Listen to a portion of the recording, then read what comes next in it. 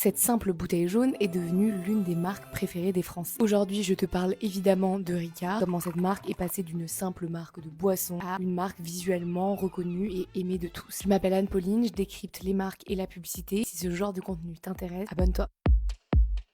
Le premier secret de Ricard, c'est d'avoir compris que le branding, c'est pas que sur les affiches, c'est aussi sur les objets. Puisque la loi encadrait strictement la publicité pour l'alcool, Paul Ricard a décidé d'envahir d'autres choses de notre quotidien, tels que les objets. Ils font partie de ceux qui contribuent au marketing de l'objet. Le pichet jaune sur toutes les terrasses, le cendrier, le verre iconique. Ce ne sont pas des cadeaux, ce sont des objets publicitaires. Le secret numéro 2, c'est d'être propriétaire de la couleur.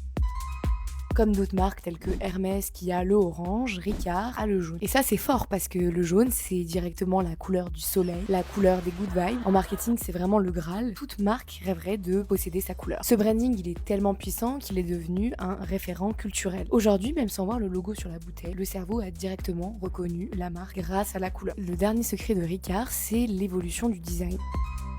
La vraie force, c'est d'avoir réussi à rester cool. Ricard a su faire évoluer son design pour passer de l'alcool du grand-père à la marque hyper design. Ils vont lancer des bouteilles au design minimaliste, des collections exclusives, comme le font par exemple Maison Perrier, qui permet d'être vraiment reconnu et d'être vu comme bien plus qu'une marque de boisson. Ils valident un statut d'icône pop. Ils ne vendent plus seulement un produit, mais un véritable art de vivre. Bref, Ricard, c'est la preuve qu'on peut être un alcool à l'époque de grand-père et devenir l'une des marques les plus appréciées des Français, les plus tendances. Et vous pensez quoi du branding de Ricard? Dites-moi ça en commentaire.